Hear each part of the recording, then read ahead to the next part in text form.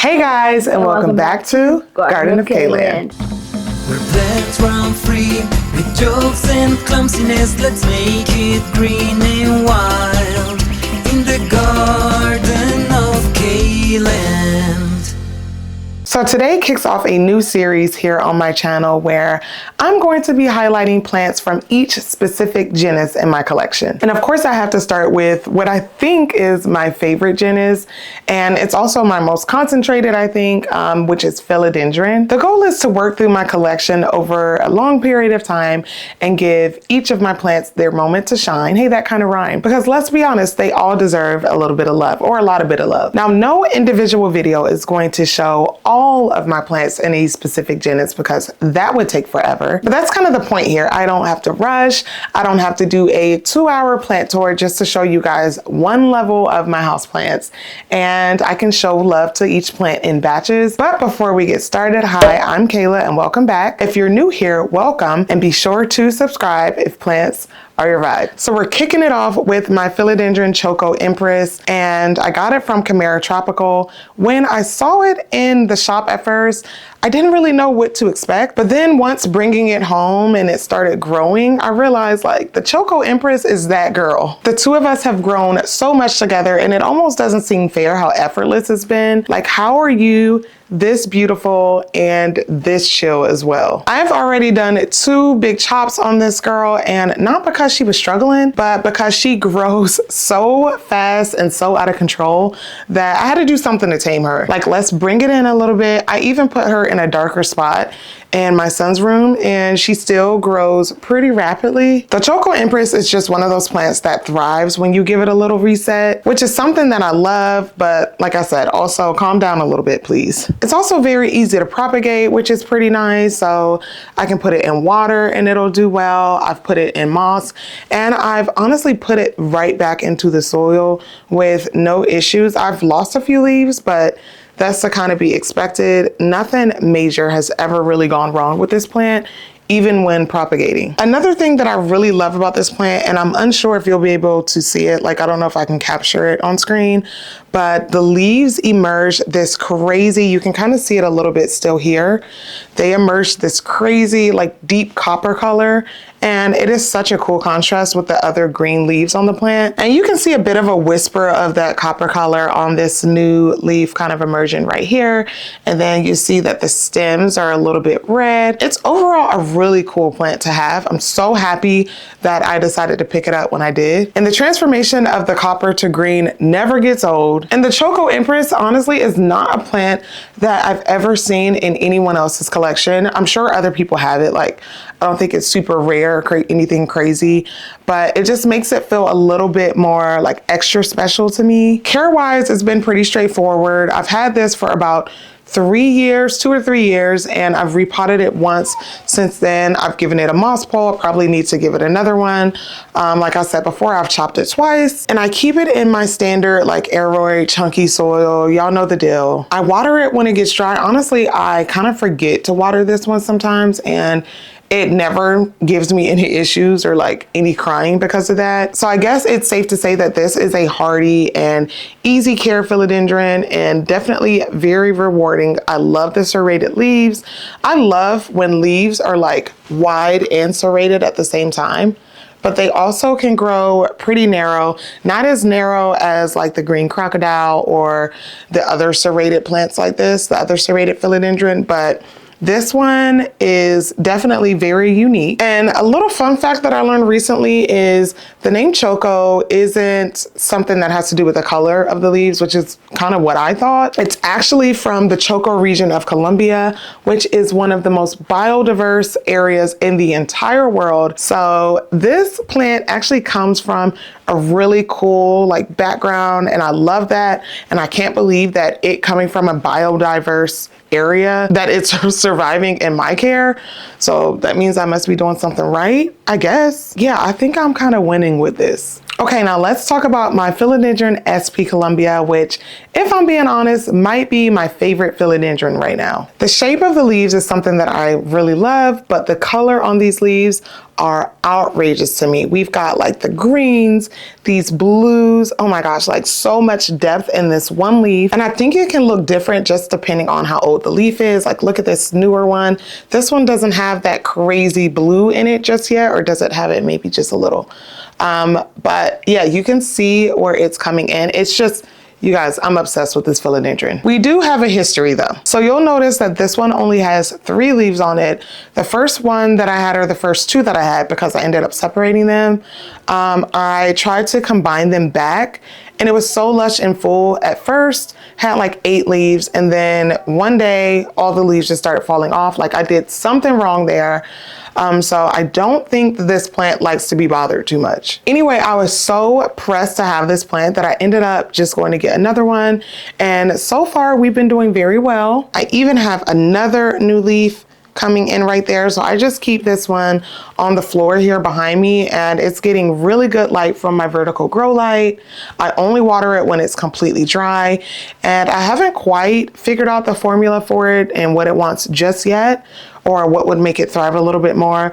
But if I had to guess, my guess would be to just leave it alone. But even without me being an expert on this plant just yet, it still is one of the most visually striking philodendrons, or plants in general, in my entire collection. And it brings this jewel-like energy that I really don't get from a lot of my other philodendrons. And I could also be wrong about this, but I feel like this plant is heavily underrated as well. I don't see a lot of people, I don't see enough people, in my opinion, talking about it, because like, look at this beautiful plant. And I feel like because it's not one of those like trendy, rare plants, that it kind of gets a little bit overlooked. So rumor has it that the Philodendron sp. Columbia is a hybrid, but like a naturally occurring hybrid.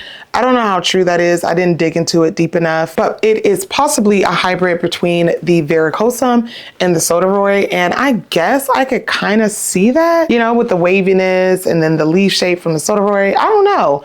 I could believe that. But the Philodendron sp. Columbia is still not officially classified in the plant database, so it's still a bit of a mystery, which is something else that adds a little bit of character to it. Okay, so I know you guys are gonna love this one. This is my Philodendron Green Sky that, as you can tell by the smile on my face, I am completely obsessed with right now. It is just huge right now. And I mean, walk into the room and you can't help but notice it huge. And these long, roughly, like very dramatic leaves just take me out. Look at this vein down the middle of it, you guys, even at a distance. Like, this plant deserves a highlight on any video on any given day. So I immediately knew I was going to love this plant when I saw it in someone's Instagram picture one day, and I had to search far and wide to kind of find one, and I ended up finding it on Equigenera. I think I got it on their live sale. Maybe I got this before the live sale thing even was a thing. And you guys, I was so upset. I wasn't upset, but I was like slightly disappointed when I had to cut off like the entire top cut of this plant. I didn't have to, but my mom wanted a piece and I gave her some, and I was like, oh my gosh, the leaves are gonna start growing in small. I was so wrong about that, you guys. Look how big this plant is getting. Like, this is so crazy, and I love how it looks full. Even, I mean, I have a decent amount of leaves on here, but even with not having a bunch of leaves on it, it still looks full just because of how the leaves like drop down. And even though it grows a little bit wild, it grows a lot of bit wild and crazy. So I do have like a lot of stuff in this pot trying to like tame it a bit. I don't know if you guys can see all those like sticks and stakes that I have in here to tame it. But even with that, this plant is just incredible, you guys. The care of this iconic plant is also pretty easy, which is another plus side of having it. And so I just keep it in some chunky aroid mix. I water it when it's completely dry. Sometimes I even let it sit there dry for a little while before I'm like, oh shoot, you need water too. And it still just keeps thriving. Right now I have it kind of up against a wall, so it's only getting light from one direction. And that was kind of the point in trying to get them, you know, to all just face one direction. But even this newer leaf coming in, which I cannot wait to see, But even that is starting to kind of veer off to the less taken path, if you will, which is fine. It'll come around. It'll straighten up, I think. But you guys, is this not one of the most incredible plants? Like, oh my God, look at this leaf. What do you mean? Look at the ruffles. Oh my gosh, the deep green, just everything about this plant. Everything about this plant, I love it. It's so easy and I'm never ever getting rid of it. I don't think I'm ever gonna chop it again. I think I'm gonna let it get as big as I possibly can in my house and kind of see where it goes from there. But oh my gosh, you guys, if you don't have one of these, I highly recommend getting one because they are super easy and so rewarding. And lucky for me, the green sky was specifically cultivated to have this look, to have these narrow leaves, to be fast growing. So even though I'm not like always on the bandwagon when it comes to new cultivars and new trends. And even tissue culture sometimes is a little iffy to me. But when it comes to stuff like this, I think I'll make an exception. Okay, so this is pretty crazy. So this is my Philodendron Revolution, and I found it at Walmart of all places. And it was so big, I ended up separating it. So this is a smaller one, which is way easy to show in this video. And then I also have a slightly bigger one here. And I don't know why I ended up separating them. I really don't. I think the pot was just way too full at the time. But Walmart of all places, like sometimes I find some hidden gems in there. And I'm still kind of looking at this plant with a little bit of a side eye, a little bit of curiosity, because I think it is something new and obscure. I don't see them popping up everywhere. I don't even know if it is still even classified as a philodendron or maybe Thalmatophyllum. I don't know, but it was literally labeled Philodendron Revolution. And upon doing a little bit of research, I saw others kind of similar to it. But anyway, aside from the science of it all, the leaves are so crazy and like lacy, and I don't think I can really capture this on screen, but there are like these microscopic lines, like very neat lines that are etched throughout the leaf, which is something that just drew me to it in the first place. But what I'm saying is, up close, these leaves sort of look like they have a fingerprint. So you know how fingerprints have like those wavy lines throughout? That is something that's on the back and fronts of these leaves when you look at it up close. And it also adds a little smidget of texture to the leaf. It is just crazy, out of this world, and I love it. It grows very massively. You can't really tell right now because it's still, you know, a pretty decent size, but this is a plant that is eventually going to take up a lot of space, and I'm fully prepared for that, maybe. And I can't wait to see what mature leaves look like on here, because, you know, it might be one of those philodendrons that completely transforms as it matures, and each of these little fingers maybe grows out to be, I don't know what it grows up to be, because I can't find a lot of information about it online. So have you seen this before? And if you have one that is mature, send me a picture of it on Instagram, because I'm super curious about it. And even if no one has seen this before, it's definitely gonna be a very fun journey watching it grow, watching both of them grow, and one that I'm super excited about. Now let's talk about the Philodendron Verrucosum, a philodendron that used to be a whole moment in the houseplant world. And honestly, I feel like people have kind of moved on from this plant and kind of on to the next trendy, velvety, colorful philodendron or anthurium or whatever. And honestly, I kind of moved on from it, at least this one, because it had died back for a while and I kind of thought it was over. I had kind of given up on it, I'm not gonna lie, but recently it has just started growing out of nowhere. I just had it in like this ugly pot and it was just a wet stick. And then suddenly out of nowhere this spring, it started popping up a bunch of new leaves, and oh my goodness, you guys, what a vibe. And as you know from the back, this plant is out of this world. It is so gorgeous. So we're talking beauty from every angle, you guys, because I mean, seriously, even grouped with a lot of my plants at one time, this plant stands out. It's kind of in the front, and even with it being so small, like these colors just pop against the rest of my plants, and I love my Verrucosum now. Like, I feel so bad that I kind of started giving up on her,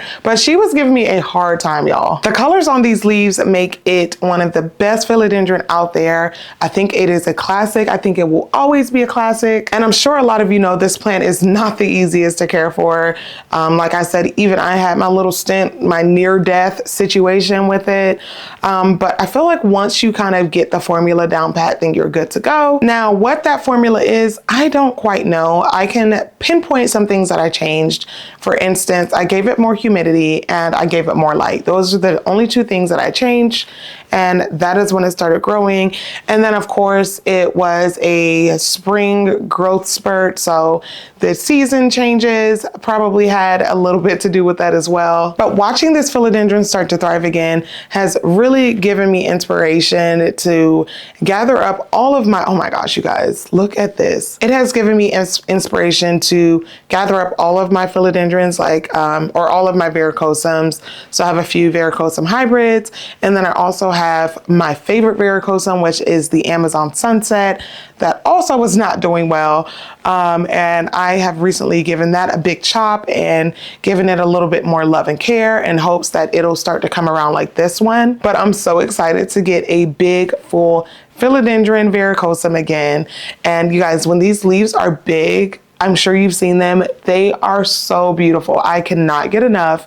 Every time I see it, even though I've seen it 1,000 times, I have to stop and kind of admire it for a second because they're so wavy. The veining, especially on this new leaf, is so bright and incredible, but then it kind of fades off to this green and it doesn't lose any of its beauty. It gets a little bit darker, but it's still gorgeous. So you're never really bored with this plant. If you get it thriving, you're not gonna be able to get enough of it, trust me. And it never loses that red on the backs of the leaves. It's just a beautiful plant. I'm so glad that it's starting to come around again. And I've already got me a pole in it, which is crucial to the leaves sizing up, I think, letting it climb. I mean, of course, in nature, they climb up trees. So I'm gonna try to emulate that as much as possible. And then of course, you can't talk about the verrucosum without talking about the fuzzy petioles on here. I don't know if you guys can see that. And they're not quite fuzzy, this is still pretty juvenile. So mine isn't really all that fuzzy right now, but on some of the more mature ones, that fuzz is starting to look like a little alien-like. But this philodendron is absolutely a gem and one that I think should be in everyone's collection if you can figure out how to not kill it. Let's get into my Philodendron Florida Albo that I got as such a tiny baby. I mean, the leaves weren't even defined when I got it. It was just a bunch of little green nubs with a little bit of variegation on them. And now it's really starting to show off. I am such a sucker for this type of variegation that has the cream and lighter green colors to it. I don't know, something about it just takes me out. It's not just a bunch of random white splotches, but they kind of fade into the green, which is something that I really love about this plant. And it's really cool that each leaf is so different. In fact, I have a few just random green leaves. This one has a little bit of yellowing, but I think that one's all green. And then this one, I want to say it doesn't even have any variegation at all. Not a big fan of just the plain green leaves. I have a regular Florida for that, but it just goes to show you that every leaf is just very different from the next and very unique. And as it matures, even the leaf shape starts to change a bit. But this philodendron has truly become a star in my collection, and all of my Florida varieties I'm obsessed with. I've got the Florida Beauty, the Florida Ghost, the Florida Green, the Florida Bronze, and I just love them all. I have a thing, obviously, for this actual leaf shape. I think it's very different, and it just kind of feels like such a work of art to me, and that is just something that I love. So I just decided to get all of the Florida varieties that I could. But this one is my favorite just because it's sentimental, and my husband got it for me as a gift, and it was really special that someone who's not into plants and doesn't know anything about them went through the trouble that he went through to get this. And it's grown so much since then, and I don't know, I just obviously love it for him. I was what is different from this and the Florida Beauty? But look at this perfect leaf, you guys. Oh my gosh. So here's my Florida Beauty, and it is definitely very beautiful. You can definitely tell that it gets a lot more light than that other one. Oh my gosh, you guys, look at this. But it appears to me that the variegation is more prominent and a lot more like cream yellow colored. But yeah, it still has those very unique leaves. It's just that the variegation is slightly different. Same thing on the Florida Ghost, which is upstairs. I'm not gonna run up there and grab it right now. But yeah, that one is a little bit different. The variegation on that one is a little bit different as well, of course. And I just love them all. I think they're all so beautiful. And even just my Florida green it's super mature. And I think it is breathtaking. Anytime I walk past it and I'm seeing like a new leaf emerge, I think they're just gorgeous. So you definitely can't go wrong with the Philodendron Florida, in my opinion. The Florida Bronze is a little bit on the slower side. This one, the Florida Beauty, is definitely the most difficult one for me, and the one, it's not difficult, but it's the most out of all of them. It's the most fussy. I definitely lost a few leaves and had to restart this one a couple times, honestly. This white or this yellow variegation tends to kind of go brown occasionally. Sometimes I get all white leaves or all cream leaves. So yeah, this one is definitely the hardest one, but relatively speaking, they're all pretty easy to care for. Okay, this is a longtime favorite of mine, but it's hard to tell because I almost gave up on this completely. It just kept getting spider mites, and it was like nothing I did could stop it from happening. This is my Philodendron Plowmanii, and I decided to, instead of tossing it out, and I'm telling y'all, I was this close to really throwing it away, seriously. But I just made some changes. I lowered the light. I put it in this crawling planter, and it has been doing so much better now. It kind of looks like the SP Columbia. Like, I obviously have a thing for this texture and for this leaf shape, but I think the texture is what makes this plant stand out to me. And the leaves get so much bigger that they start to lose kind of like that straight structure, and they start being a little bit wavy as they get bigger, like kind of like an elephant's ear. And it is something that is truly amazing to me, but unfortunately not something I think I could maintain, just because this is a crawling philodendron, meaning instead of like climbing up, they crawl alongside, they crawl along the soil. So I think that would be a little bit much for me. Like, this is like the perfect size and the perfect, it's perfect how it is. Another cool thing about the Plowmanii is that these petioles are like slightly ruffled. As you can see, it's very alien-like, and it's so cool to me. They're like flat, but I can definitely say that the Philodendron Plowmanii is a survivor, and I'm so glad that we survived together. Like, we made it through some very rough times, but I'm not gonna lie, I'm still gonna be checking this one for spider mites. Okay, let's switch gears just a little bit and talk about my little baby Philodendron Warscewitzii aria, or as I like to call, my little fresh start plant. So as you can see, this philodendron is not very big yet, and that's because I had it for 2 years and it just would not thrive. So I decided to completely chop it, start all over, and now it's growing like it never has before. So it is a little bit disappointing that this is pretty juvenile, but honestly, a fresh start is exactly what this plant needed. It's already showing so much promise, and even though it doesn't have those very defined, like lacy fingers that makes this plant so recognizable, it's still well on its way there, and the color is already here. It's not going anywhere. It's very lush. These bright green to yellow, like neon leaves, will make this stand out even with it being such a small size. But when it matures, I'm telling y'all, watch out, because it does take up a lot of space, and these can get massive. Every time I check on it, something's happening. So you see these bigger leaves at the top. There's also like some smaller ones down in the pot, and it just has a lot going on all the time. It's constantly growing. It's only been about 3 months since I completely chopped and propped it, and look, you can still see, like, it was just a stick. You can still see it down in there. Like right here. I mean, I had to start this thing completely over, y'all. Even in its early stages, it's still showing so much potential, and I cannot wait for those big, giant, lacy leaves. When I first got it, it had a bunch of lacy, beautiful leaves, and it just went very quickly downhill. So I'm hoping that this time around I get it right. I have it in my cabinet kind of directly under a grow light since I restarted it, but it's now like getting pretty tall and starting to outgrow that space. So I'm gonna have to figure out where to put it next, and moss pole situations, stake situations, like something to hold it up, because when they get big, y'all. But so far, so good. I cannot get enough of these neon leaves, you guys. The Philodendron Warscewitzii is one of the very few self-heading philodendrons that can get as big as this one gets. So I don't know, you guys, y'all might want to stick around and see just how big I can get this thing to grow. But I really do want those defined finger-like leaves. Okay, let's talk about my Philodendron Scherberichii that has gotten massive in the last like year and a half, 2 years that I've owned this plant. I keep backing up trying to get the full thing in the frame, but every time I walk past this plant, I'm like, how are you this big already? Besides the leaves being massive, they're very bold and quite serious looking, I think. And it's got this mature, grounded vibe to it that I think is perfect for my collection. Like, it's kind of the authority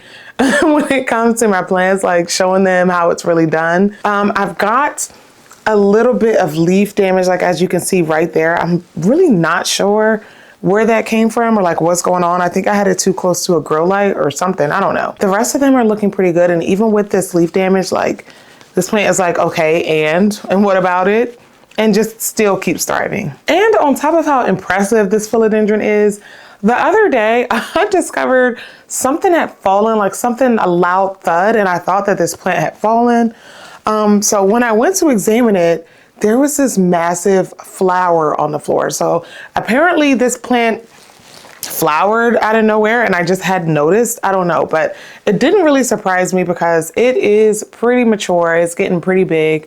So what else could it possibly do? I do have another new leaf coming in right there, which is kind of weird because usually my plants do not put out foliage as they're flowering, but this plant is unstoppable. The Scherberichii is something that I was not even interested in at first. And then I saw how long these leaves were on a lifestyle that they were doing, that Equigenera was doing. And I was like, I kind of like that.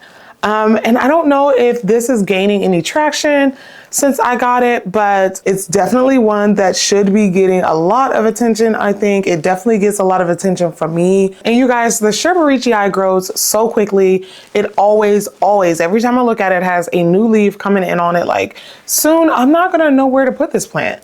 I'm already like, And then I have this big, giant, like wooden stake in here on top of the pole because it wants to topple over all the time. But aside from the impressive rate that it grows, the impressive leaves on here, it's really easy to care for too. The only reason I'm able to like hold this up so freely is because this pot is pretty much empty. Well, not empty, it has soil in it, but I have not watered this in quite some time, and it doesn't really give me any issues when I go a while without watering it. And I've cut this just once, and y'all, the leaves just do not stop getting bigger and bigger. Like, what in the world am I supposed to do with this philodendron? Anyway, the Scherberichii will get nice and big for you given the right conditions and care, and I'm so glad that I got it. It absolutely deserves a spotlight. We're wrapping it up with a plant that's very special to me, my Philodendron Subhastatum, that actually came out of my grandma's collection, which makes this a forever plant in my book. And what I love the most about this philodendron is the color contrast. So the front of the leaves are like this deep green, but then the undersides pretty much look like someone colored them in with a red colored pencil or something. And in the right light, you can even see a little bit of that red shining through the front of the leaves. It's a really subtle and simple plant, but it's also really pretty. And I love the fact that it's kind of holding on to this little secret in the back. And as you can see right now, it's pretty full, but I would like to see these leaves sizing up a little bit better than what they've been doing. So I'm thinking I might do a little bit of cutting and propping to kind of tame it up a bit. I see a lot of areas that could use some shears to them. So I'm thinking of kind of not starting it over, but just giving it a bit of a reset to get these leaves a little bit bigger. And then it could probably stand a little bit more light than what I've been giving it, especially to make those colors pop a little bit more on the back of them. Care-wise, it's been super easy too. So water when it's completely dry, and it doesn't give me any issues whatsoever. But I do think that these small leaves are a result of having it kind of like in a darker area. And then on top of that, I feel like if I did do a chop and prop, I might have room for it in a brighter spot. So that's kind of like my thinking behind that. But I don't know why I don't really like show this plant very often. I think I showed it on a plant tour recently. I get a little bit impulsive when it comes to cutting. So when I do finally chop and prop this, I feel like it's gonna be very radical. Like I'm gonna go above and beyond, but I really want this to be healthy. And even though it's full and getting pretty tall, I've got 2 stakes in it. I feel like it could be healthier. Okay guys, that's it for today's video. Let me know which plant was your favorite in this lineup, and let me know which genus you'd like to see on the next video of this series, and I'll work on that. Don't forget to subscribe and follow me on Instagram. Thank you guys so much for watching, and I'll see you in the next video.